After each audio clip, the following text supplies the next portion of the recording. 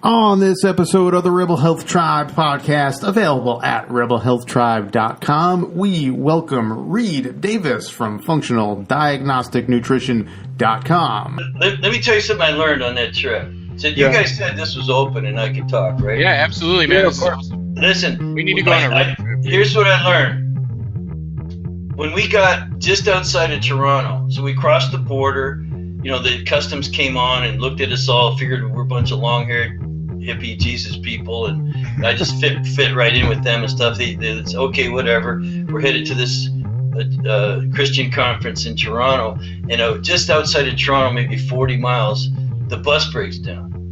And so we all get out of he pulls over the side of the road, the leader driver.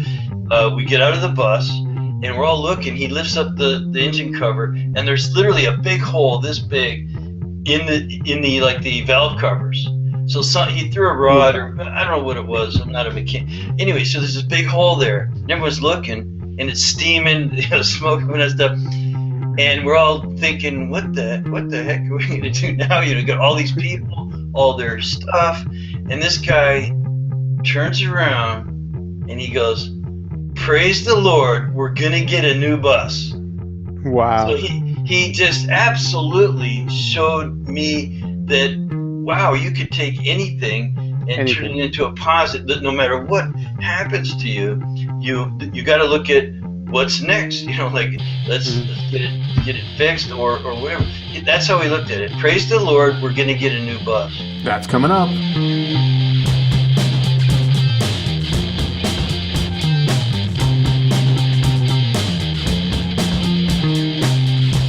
Welcome back, everybody, to the Rebel Health Tribe podcast. I'm Joe Rignola with Michael Roseline. What's up, Michael? Hey, Joe. What's up, man? Not much. Since 5 minutes since the last time we talked. Back-to-back episode recordings today. Yes. So today we're joined by a man that really doesn't need an introduction, especially for the folks listening to our podcast for our Rebel Health Tribe crew. But I'll introduce him anyway, Mr. Reed Davis from FDN, Functional Diagnostic Nutrition. Hey, Reed. Hey, guys. Thanks for having me on. We're super excited to have you here. Yeah, great. Yeah, thanks, Reed. Yeah, man. So, like I said, most folks listening to this probably know who you are. Mike and I are both FDNs, taught by Reed Davis here. But for folks who may not be familiar with you, Reed, just let folks know a little bit about what you do and why you do it. Fantastic. Well, I have the same purpose as most people in the Rebel Health Tribe, and that is to help others get healthy without drugs and to take responsibility for their own health. So about 8 years ago, I started teaching a course in functional lab work so that health rebels, health practitioners, nutritionists, and health personal trainers, they can all do lab work on their clients and get to deeper levels of that person's problems. So the reason I do this is to help people, and I teach a course in functional lab work and natural protocols. Mm-hmm.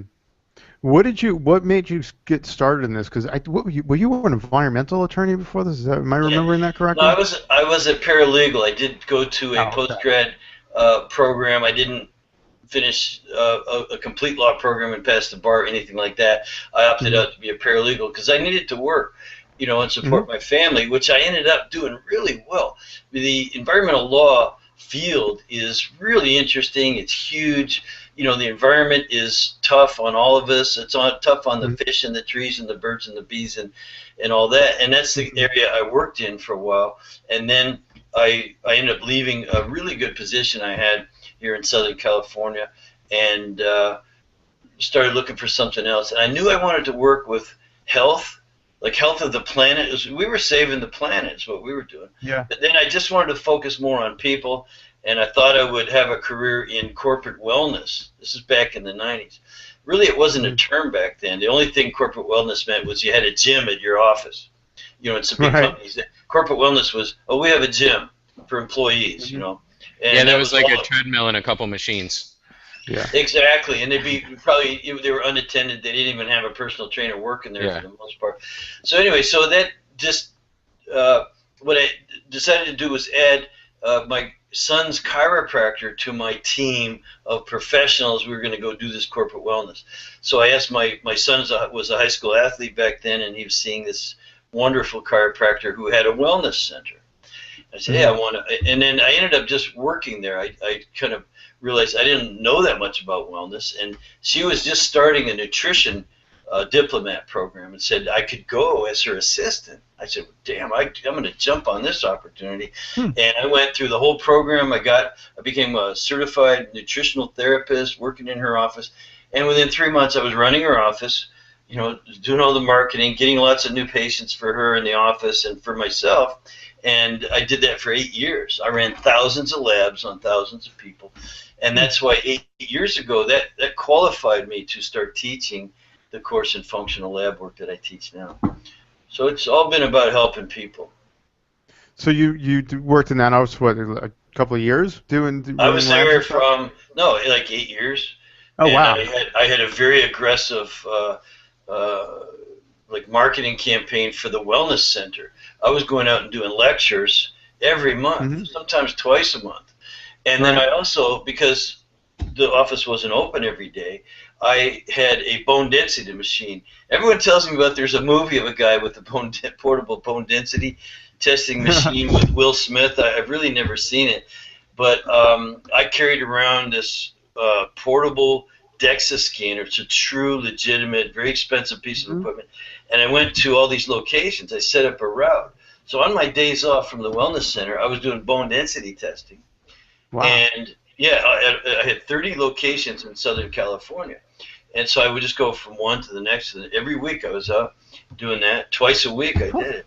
For 5 years I did that. So I tested bone density on thousands of people. And what I learned to do real quickly was, you know, the 205, the hormone test kit. I was also sort of upselling them to that. So I would, for $25, for $25 you get a bone density test. But for another, $120 or whatever I was charging at the time, you could run a hormone test. Because the same demographics, women who want their bones tested also have hormone issues. So it's just a real natural thing. That's kind of my claim to fame. You guys know that. I've tested more people's hormones than anybody. Thousands and thousands. And it was because of that very, aggressive being out in the field, face-to-face, doing the bone density testing, and upselling, upgrading them to, well, let's check your hormones with the 205 test. Well, then I started putting together a package of 205 plus the 101. Why don't we look at digestion? Why don't we look at liver function? Why don't we look at oxidative stress on top of, all the hormones? And so that's how the initial 205 101 package came about. Wow, and that became our protocol. Well, it became part of what I teach later. And obviously I was running all the other labs once they become a true client. And it's a lot that of process sounds familiar. Yes. Yeah. So it sounds like when you started working with the chiropractor, that was like you were kind of hooked, like you kind of got addicted to the health and wellness field.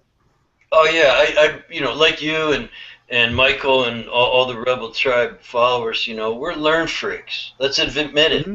We'll stay up late at night. The other day I got up at 4 o'clock in the morning. I was checking my email on my phone. I started listening to a webinar. Just in bed. I hadn't even got out of bed. I'm listening to a webinar on gut health. So we do that, and my course is one that a lot of learn freaks want to take. The difference between mine and a lot of others, of course, is the certification that gets you access to the labs and things. But it's all the same stuff. We're all trying to help folks, and for the professionals out there, that's who I cater to. I'm not taking clients anymore. But I do refer. I get lots of clients. I just refer them to my graduates. Sure, absolutely. So I want to back up a little bit. Did you grow up in Southern California? No, I'm actually a Canadian. I was born in Toronto. Oh, no kidding. Maple Leafs fan. Back in the day. That's it. This interview's over. I gotta go. Hey, listen. Look, when you're a kid, you root for the home team, right? Yeah, but guess what? In all of Canada, in all of the United States, there was only 6 teams. It was, Toronto Maple Leafs, Montreal Canadiens, the Blackhawks, the Bruins, the Rangers, and the Red Wings. That was it. So you didn't have a lot of choices. Wow, you might have showed your age a little bit there, Reed. I'm No, I always pull for. I root against the Red Wings, obviously, because I'm from Chicago, and I root against the Rangers. Me too. Because of Joe. And yeah, I'm an Islander fan here, so. And so, but yeah, I always hope for the. I like to see the Canadian teams in the playoffs, and I like to see the original 6 teams, except for those 2, do well. Yes, exactly. But this year, I don't think there were any Canadian teams. No Canadian teams in the playoffs this year. And Chicago was bumped pretty early too. Yeah. That's fine. They'll win next year again. Yeah, and the Islanders got past the first round for the first time in 23 years, so that was, that was basically like the Stanley Cup. Cool, man. Hockey. I didn't know you were a big hockey fan. That's cool. Did you play at all when you were a kid? Yeah, every day in the backyard. My dad put a rink in our backyard. From the time you're 2 in Canada, you actually get these double-bladed skates that kind of stick on the bottom of your boots, man. You're out there on the ice. Too. Yeah, and then you get a stick in your hand, and pretty soon you're hitting the puck around. And of course, we played during the summer on the street. We just call it, street hockey. Street hockey, with the tennis ball, and the goal was just 2 black marks on the curb. Just a couple black. If you hit the curb between the black marks, that's a goal, And no equipment, very little equipment, probably, right? If any. Like none, other than a stick. Stick. That's your equipment, stick. Yeah, exactly. It's worn down. And yet we survived. Somehow we survived. All that. No helmets. That was the day when your mom would just say, "Be home at dark." That's when the streetlights come on. Yeah, be home at dark. We've kind of moved away from that these days. Yeah, helicopter parenting and. We talked about that a little bit on our last recorded podcast with Jacqueline Downs about. She was talking more about processed foods now and how kids now have a shorter life expectancy than their parents, and we started talking about all the factors that play into it, and I brought up the idea that kids don't play outside anymore. I had the same thing. We played street hockey. We did some on rollerblades, some on foot, and we turned the local tennis court into a hockey rink essentially, because we hijacked it from the tennis, and we'd remove the net because nobody needs to play tennis. And we would play hockey, and when it's dark outside in the summer, you go home. Yep. And that was pretty much it. And that doesn't happen anymore. Now it's in front of screens in the living room all day, and people are terrified to let their kids go outside. Even though there's no increased instances of things happening to kids, statistically. If anything, it's probably less. Yeah, I'm sure it's less because none of them are outside. But the parents are scared of it, so kids don't do that. And I was telling somebody here in San Diego not that long ago how we used to play hockey on the pond behind my house, and they can't fathom that stuff here. They're like, outside, it freezes, and I'm like, yep, ice. It freezes. But I would guess in Toronto and Canada, that's just what you do in the winter. You just go outside and play hockey. We were not allowed to stay in the house. You had to get out of the house. Right. You put your snowsuit on, and you get kicked out the back door, and we make snow forts, snowball fights, snowman, the whole thing, skating, and again, it didn't matter winter or summer. It's you go outside and you play. Just be home by dark. That was it. Yeah. And now here in Southern California, you see kids rarely outside in the street playing like we did. There's a few basketball nets, that are set up on those independent units out there. But there's a couple skateboard parks. That's the thing around here. There's still a lot of that going on. You see kids going by on skateboards, but not like the old days for sure. And the sports around here are so organized. It's like every mom and dad, they're in soccer, and I coached Pop Warner football for 15 years here. So it's that kind of I love hockey, but football maybe even a little bit more, and because I know more about it, and I coached 15 years. So here the kids are playing, but it's so organized and it gets political. That's why I quit coaching. The parents just became a pain in the ass. I mean, my kid. It's It's not about your kid. Right. Oh man, I saw some of that. Michael's 17 now. He played football only 1 or 2 years, but the whole stereotypical insane child sport parent thing, Yeah. I saw enough of it. The craziest I saw was when he played soccer when he was like 6, and these kids are 6. Like it's literally a pack of kids chasing a ball and like falling down. And Yes. there's parents on the sideline like this is the World Series, and if they don't win this game, they're gonna murder everyone on the. And I reffed little kids games when I was 14. That was my first job ever, and I had a dad like get in my face and threaten me in the middle of the field, and I was like this big, and I was in 8th grade. Wow. Yeah. And, I couldn't. As the coach, you're the target of most of that. Mm-hmm. Yeah. My kid should be the quarterback. My kid should be the running back. Why isn't my kid playing this thing? Yeah. Oh, Yeah. man. Kudos to you, man.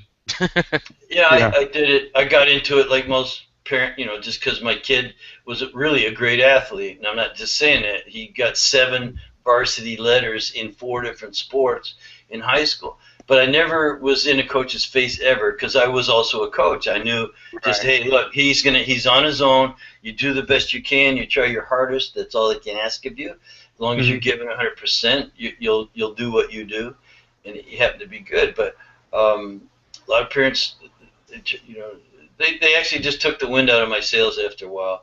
Yeah. After 15 years, I figured. Plus, that's when I started really getting heavy into the teaching of FDN, so I didn't have the same amount of time to devote to it. Yeah. So I guess you moved to San Diego. You started your family down there, and that's when you started. No, I've been all over. I moved as a teenager in 1966. I was already a teenager. I don't know if you guys were born then. No. But No. I moved to a small town in North Carolina. So from Toronto, big metropolitan area, very, I'll say, liberal Canadian, kind of a thing going on there. My parents went to the show, like the theater, and we were kids growing up in a very safe suburb, and doing things you do up there. We did a lot of hunting and fishing, which was the only thing, by the way, when I moved to North Carolina, small town, racist. The school had only been integrated for 1 year. Holy cow! And So how old were you? How old were you? You were a teenager? I was 13. Yeah, I was 13. Tender age, let me tell you too.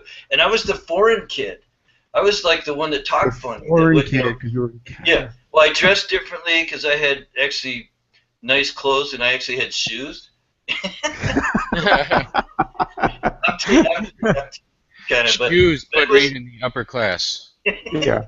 Yeah, and because it was a really small town in North Carolina. My dad actually moved there to build and start a factory. He didn't come to the United States and take a job from an American. He came to the United States, built and hired 50 Americans. So he built a factory in South Carolina, North Carolina. North Carolina. And the one thing I want to tell you that I thought was wonderful was the hunting and fishing. There was the only sort of common bond was there was a lot of hunters and fishermen around. My dad was joined a club, and so we got to hunt and fish, which was what we grew up doing in Canada. So that was something that kept me kind of, I guess, grounded, if you will. But I didn't like it very much, the change in culture and stuff. But I learned to adapt. Now, after 2 years, we moved to Chicago, which is when I became a Blackhawks fan, and I was at that age you get into chicks, but it was also an interesting political time. 1968 was the National Democratic Convention, where there was riots. The anti-war riots were absolutely unbelievable. So I experienced that as a teenager. Then we moved to Ohio. I lived in Shaker Heights for a few years, and then. Hold on a second. So I just want to make sure I have the time because this is really interesting. When you were about 13, you moved to North Carolina, and you were only there for about a year. 2 years. 2 years there. Yeah, and then my dad. Then we moved to the North Shore of Chicago, which is also very, very affluent. And I went to New Trier High School. For those that know what that is, Michael does. I know. That is fancy. Yeah, and we were the sort of suburban hippies. There was the inner city hippie. They were the real hippies, the ones doing the anti-war protesting, and there was all the Black Panthers, that whole thing that you see. Basically, if you ever watch Forrest Gump, that movie, which was a fantastic movie, I've probably seen it 10 times. It's so good. They really depict those times, the anti-war protesting and what was going on in Vietnam and that stuff. So that's kind of my generation. The hippie, free love, lots of pot, all that stuff. But we were suburban. We were it was a little sort of cleansed version. Removed. And we would take the L train down and just sort of watch what was going on and thought it was fun and games and all that stuff. So, yeah, really fun. I had a great childhood, an amazing, great childhood. Yeah. I can't complain a bit. And you moved around is that what your dad did? He just kind of built up factories and businesses? Is that He built a factory. He sold it after a couple of years, made up pretty good, and then took a job in Chicago. Okay. And then they transferred him to Ohio, where that's why I lived in Shaker Heights. That's where I actually finished. I went to 3 different high schools. Wow. So it was, that's I think why I'm now a bit gregarious. I'm not shy in public because I've been thrown in, like literally tossed in. It's good in one sense, but it also pulls the rug out from underneath you in another. Yeah, especially as a kid, right? Yeah, and you have your best friends. I mean, I was in tears, like leaving. Sure. Not North Carolina. I kind of was glad to get out of there, but I love North Carolina now and again. It was beautiful things. I have lots of good friends there. I even like the Tar Heels. Sports, different things going on. So, but anyway, yeah, it was kind of hard moving around in one sense, but you get to meet new people and make new friends and figure your way around. You kind of get a sense of identity that, hey, no matter where I live or who my friends or stuff, there's something inside of me that I just got to be me. And that was, at the time I didn't like it a lot, some of the moving around, but I think I ended up really good for it. Plus, now when I speak, no one can figure out where I'm from. That's true. That's true. You have no distinct accent of.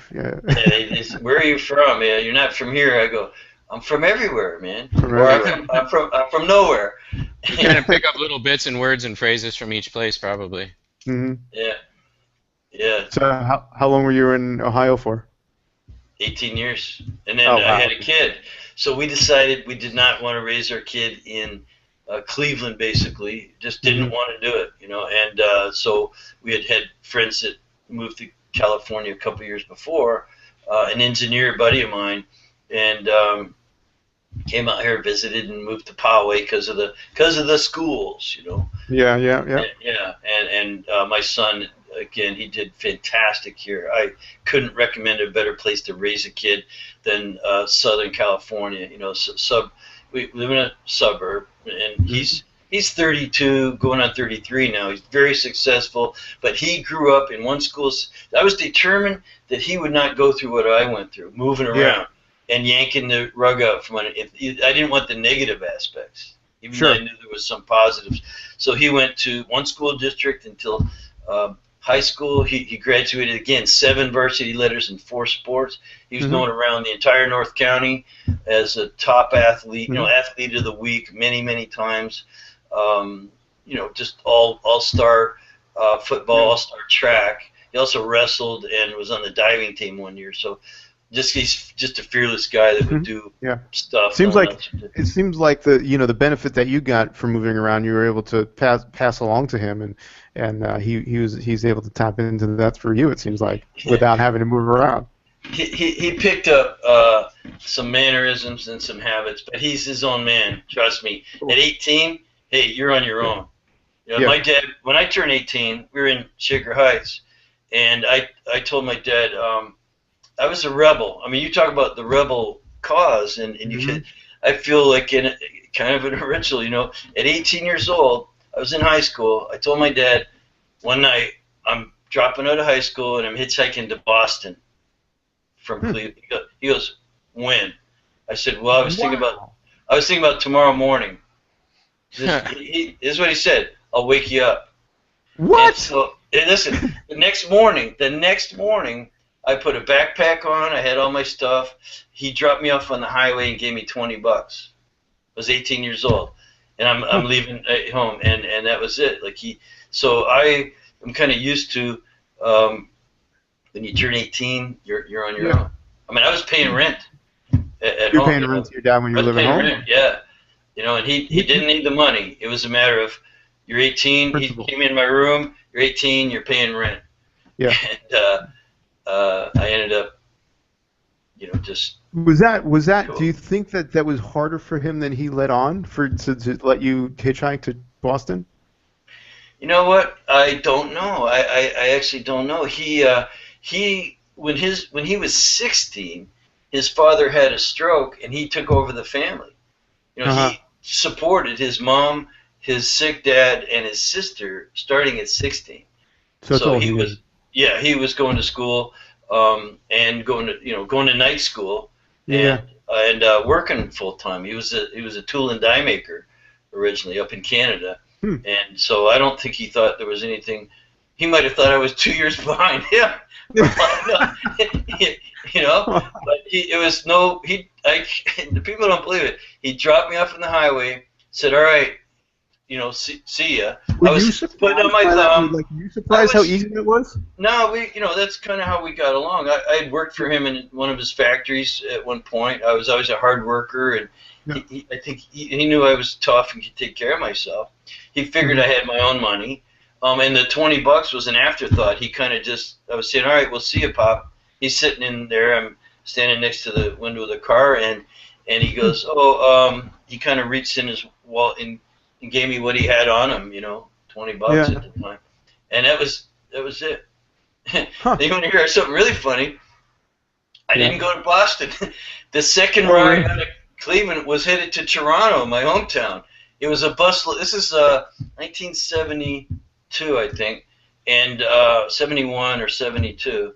And the second ride I got was a bus. We called them Jesus freaks back then. It was literally an old school bus. It was painted up with flowers and peace signs and stuff. They were, devoted evangelists, and they were headed to a Christian convention in Toronto. I said, you know what? I'll just go to Toronto. To hell with Boston for now. And no kidding, I got it right to Boston. Now, since you guys said, was that the first time you were back there since you were 13? Oh no, I've been back many times, hunting trips, fishing trips, and things like that.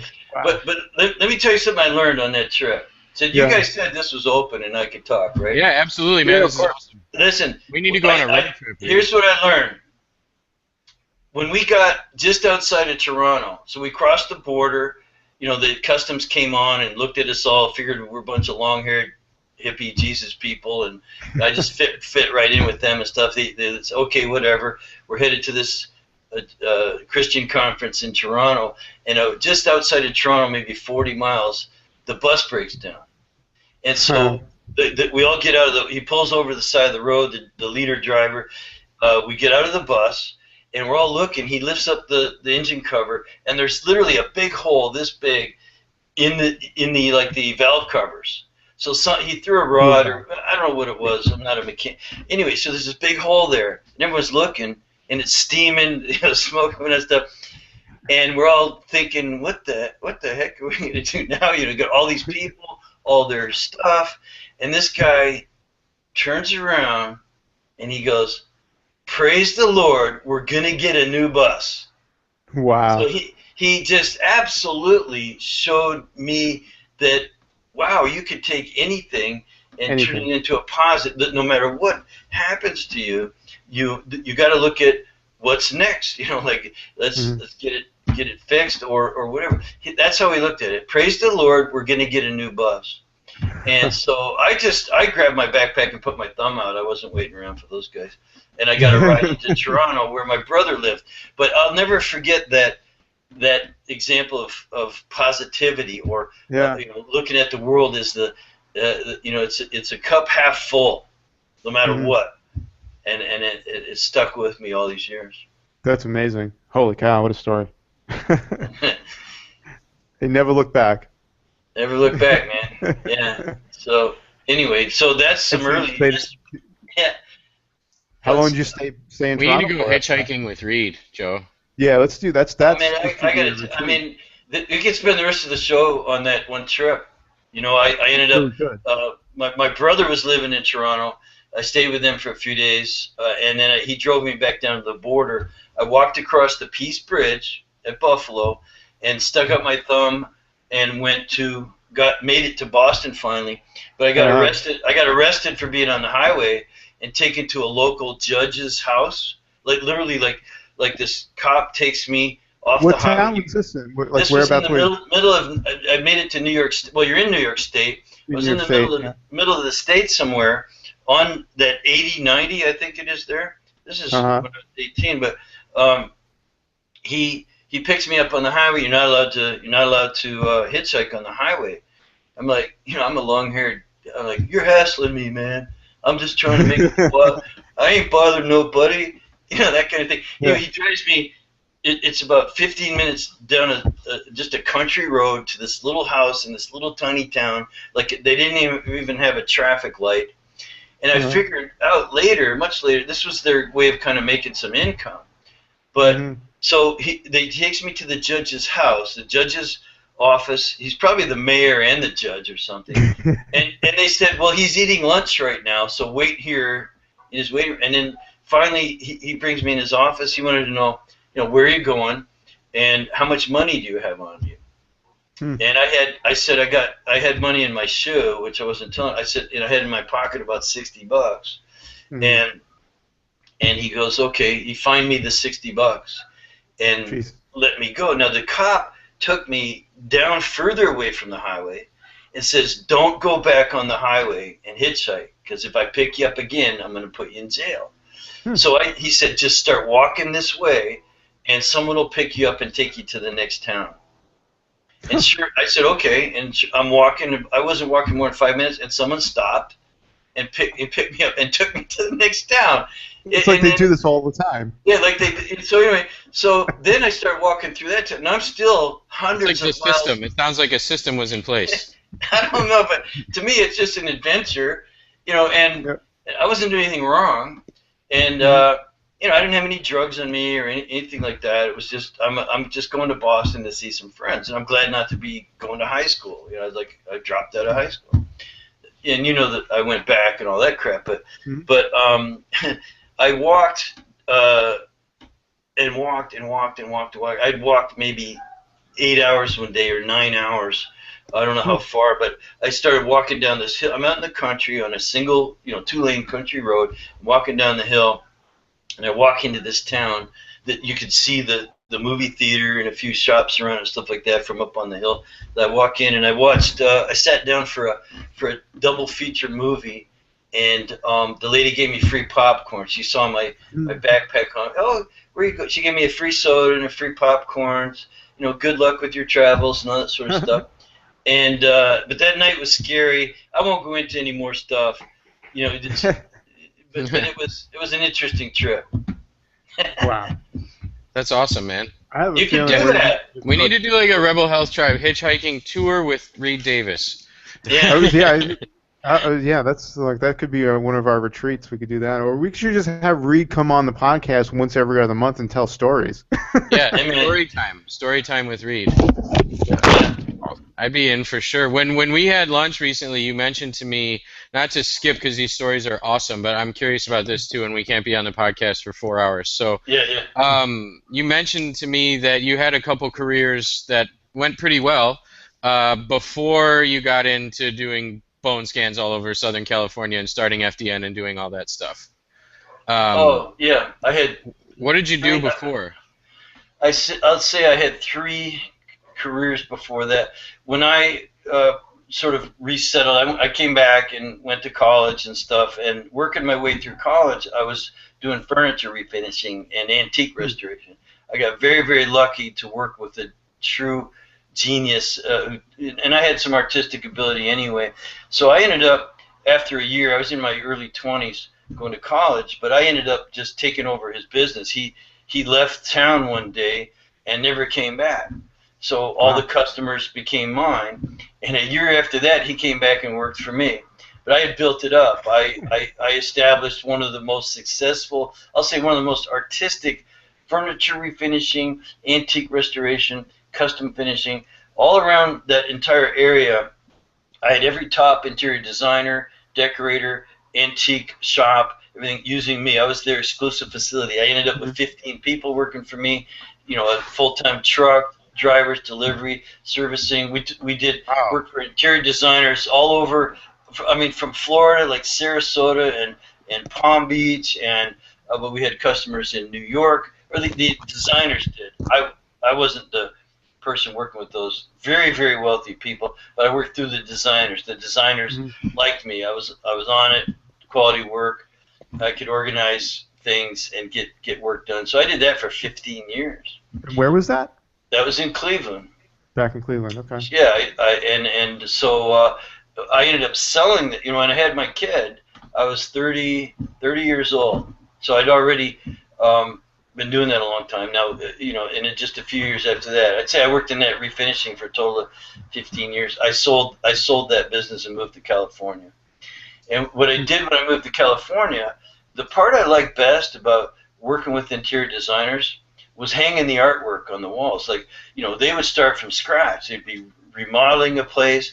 Now, I had a huge warehouse, furniture refinishing, custom finishing of new furniture, upholstery, and all that. So we ended up I started a separate company to just do installations. So I had my shop I had craftsmen from Puerto Rico and Romania and Cuba, and sometimes there's 3-4 languages being spoken by my workers, and we would deliver stuff locally.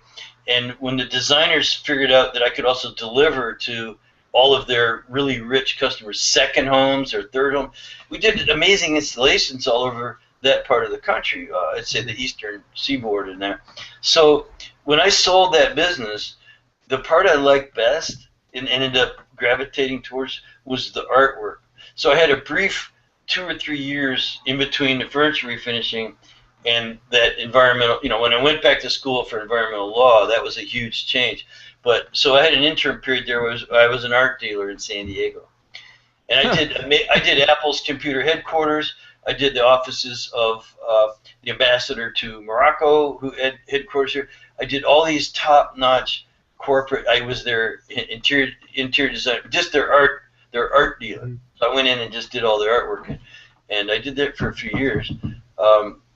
There was this thing called Black Monday in 1991 that put a stop to all that. It was a big crash. It's called Black Thursday or Black Monday or something like that. It was a bad day, and basically I wanted to find something else to do anyway. So I went back to school and took the law program, which opened up that sort of third career, was the environmental law business, recycling and all that, save the planet. And once I got done saving the planet, I just want to save people, and here we are. So you've just been a hippie your entire life, basically, is what it is. Yeah, when I had hair, if I had hair, it would be long. I just cut mine off, but I still am capable of growing it back out, so I feel like I probably should. Yeah, man, I like that top knot. You had the top knot thing that looked very Scottish. That was like a Scottish warrior. I'll probably grow it back out because I know a lot of people that would like to grow their hair back out and aren't capable of doing so anymore. And so I should probably take advantage. I can have short hair later. So I'll probably just stop doing it one of these times and grow it back out. Around the time I got married, about 18 years ago, I had hair to the middle of my back around that time. So really, are there photographs of this? Actually, for the wedding, it got cut a little bit shorter. But before the wedding, there was I don't know if there are photos of it, but it was pretty darn long, and I was about 190 pounds, and not like that was the good 190 pounds. About 8 years after that, it was a bad 190 pounds. But I had hair in the middle of my back, and recently I tried to grow it longer, but it doesn't work anymore because of the thinning hairline. So it just looked goofy. So that's where I'm at. Yeah. Yeah. So. Wow, this was quite a conversation, and I don't think I even expected it to go in this direction. But I really appreciate it, Reed, for you're just hanging out here. But let's just transition a little bit. What is it what made you go back to school for environmental law? Was that just? It seems honestly as a natural progression. Yeah. You know, the hippie thing. Well, somewhere. Let me see if it's not on that shelf right there. But you know, I've always been into natural things. I mean, I think all of my students remember me saying that when I was 19, I had this book on my coffee table called Healing Ourselves. Healing Ourselves by Nobuo Muramoto. I still have my original copy there from when I was 19. And I learned about nature and healing ourselves and don't take drugs. And, you know, there's like yin and yang. And just, I didn't know much about it back then, but I thought it was really neat. So that's always been in the back of my mind, to be something in the natural world, the natural field. And so I was just looking at what I could do. My son was, I forget, probably 10 or 12 or something. And I was looking around for what to do. And I thought, you know, my wife was working, and I just had an opportunity to go back to school. So I looked at different programs. I knew some attorneys. I had friends that I coached football with, and just from parents, parents at school and stuff like that. And something just rang a bell when I heard that. Just environmental law. Wow, that sounds like something I could do well in. You know, I'm kind of an outdoorsman. I like conservation in terms of hunting and fishing, taking care of clean water, clean air, lots of land for animals and things, even if I do want to shoot them and eat them. But, you know, so that just really appealed to me. So I took this program. It was intense. Now, by the way, remember, I've been to college, but it had been 20, I don't know how many years, but a long, long time. And it was tough. But you know what? When I graduated from that program with honors, out of 105 students, there's only 8 got honors. And why? Because I was in the law library every night until they were flicking the lights to get out of here, trying to learn everything I could. Like, remember where we started? We're learn freaks. So and most of the law, environmental law, is pretty new. Believe it or not, it's Richard Nixon that signed the EPA into law. That wouldn't exist if he hadn't signed the bill. And so, you're studying all these laws, you're studying all these cases, you're realizing how badly the planet has been treated. And then who gets the worst of it? It's not just the air and the water and the fish and the animals that I was initially attracted. It's people. We're not prepared to deal with the environment. Why do you think we're so busy? Yeah, man. Yeah, exactly. That's exactly. Yeah, you guys. I'm preaching to the choir here. But, I don't mean us like me and Joe. I just mean us in this field. Like, why do you think so many people are so damn sick? Well, there are complexities of metabolism. There are complexities of metabolism meeting up against underappreciated influences from that environment that just screw with you. And they screw with you in ways that can't be measured. There's no labs to tell you how badly it is at the quantum level, the subcellular level, the cellular level, the tissue level, the organ level, the system. The whole organism is assaulted and affected. And the consequences are this cascade of all those stressors going through the body, resulting in symptoms. People are sick. They're sick left and right.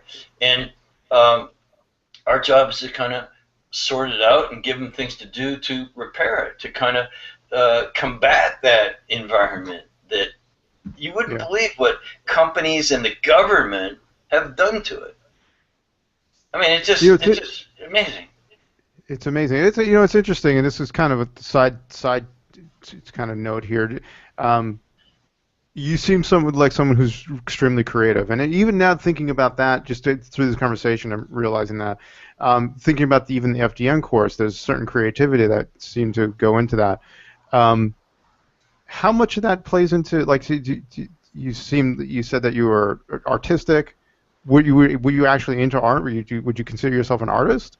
I see a microphone in the background there. Do you play music? Yeah, I sing, but and I wish I could play instruments. I don't have time to learn. I'm just busy working all the time. But I did just finish a college singing class. I got an A. Oh, no kidding.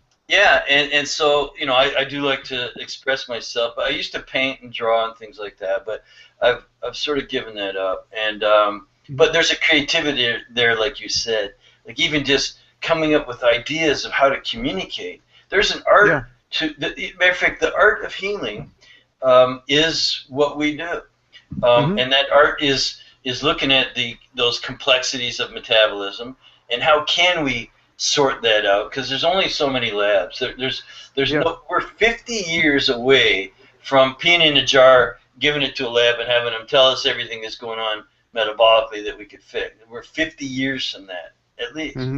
So there's only a few tests that are worthwhile running that give you insights into that metabolic cast. That's where the art form comes in. Is, well, here's some insights. Here's some things we think you could do to have a positive influence. So I'm still a coach too. We coach up function. We coach up using the diet and rest and exercise and stress reduction and supplements and things. We coach up function, better circulation, better detoxification, more balanced hormones, better digestion. None of these things. We coach the function up while we coach down those contributors to metabolic chaos, like environmental influences, parasites, bacteria, funguses, viruses, food sensitivities, on and on and on. We coach something up and we coach something down, and you better believe there's an art to that. Sure, absolutely.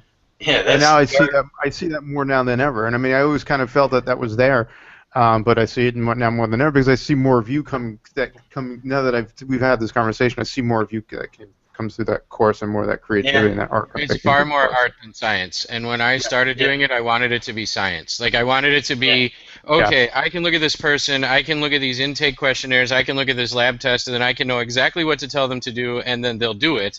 And then it'll work perfectly, and then they'll be super healthy, and then I win, and everything's awesome, and then I do it again. And then it's duplicatable, and then the same labs and the same intake questions for this different person give the same results, and then I give them the same thing, and then it works, and then they do it. And there's about 1,007 other factors that play into things there. And I think that learning that end of things, of each person's individual differences from like a mental emotional standpoint, and then the same lab result on a different person might not mean the same thing with their history and their symptoms, or I think learning that is the hard part. And that's the part that a lot of practitioners don't they don't want it to be that hard, and doctors don't want it to be that hard. Like doctors are taught, like, here's this list of symptoms, okay, this is the drug that goes for this, here you go, boom, done. And I'm not blaming, I mean, that's their education, that's what they're taught, and they're good at it. And then there's there's a place for that in medicine too. Like if I don't know, a meteor flies through my window and takes off half my leg right now, I'm going to go to the hospital. I hope so. And I'm not going to call one of my practitioner friends and be like, hey, guys, what do you think about a half-amputated meteor leg? So, Western medicine has its place, but there's oil and, coconut oil and, coconut oil on it. But there's such an art to it that it becomes like intimidating and overwhelming at a point when you realize how complex it really is. But man, how little we actually know. I have how little we actually know. But my answer for that is simple. You're right, and I just said a moment ago, the complexities of metabolism are pretty infinite. I mean, it's not been sorted out. It really hasn't been sorted out. There's people claiming they got it all sorted out, but they don't. So in those infinite complexities, one thing holds true. The way to have an effect upon them are such solid general principles that they can have an effect upon it. You may never know the root cause. Look, I've been the biggest guy, root cause. Yeah. It was my mantra back in the 2000 and on, but it's not my mantra anymore, because I've come to realize you may never know the root cause. All you need to do is be able to have an influence on it. So through the behavior program, it's through your behavior, your diet, and your rest, and your exercise, and reducing stress, and the supplements and things. So coaching up function, coaching down contributors to metabolic chaos is simple, and it involves your behavior. And so you can have an influence on that root cause, because you're not going to once in a while you'll stumble onto it, but most of the time, you don't know what the true root cause is. But Yeah, all I mean, you I need think is have an influence on it. That's how we settle the confusion. right. I mean, I think we give ourselves the best opportunity possible, being health detectors and doing the research and digging deeper on these things, running the labs. We give ourselves the best opportunity. But yeah, I totally agree. We may never know the root cause with a lot of these people. You collect clues, you get insights. The art form comes in when you start being able to form impressions, but you never want to assume anything. It is wrong to predict. Someone comes in with a cluster of symptoms, the first thing you want to do is predict. Oh, that's your gut. Oh, or that's your adrenals, or that's your thyroid, or you're going to predict, and then you might even run a lab. Yep, it's your adrenals. Yep, it's your thyroid. Yep. Oh, look, gut, you have bugs, things like that. Mm-hmm. Believe me, the roots are often very far removed and undiscoverable because there isn't good tests for all the things that are involved. Yeah, it could be mental, emotional. It could be a childhood trauma. It could be who knows what way in the background there. Could be because we're separated from the creator of the universe. Sure. It could be a lot of things. There's no lab for that.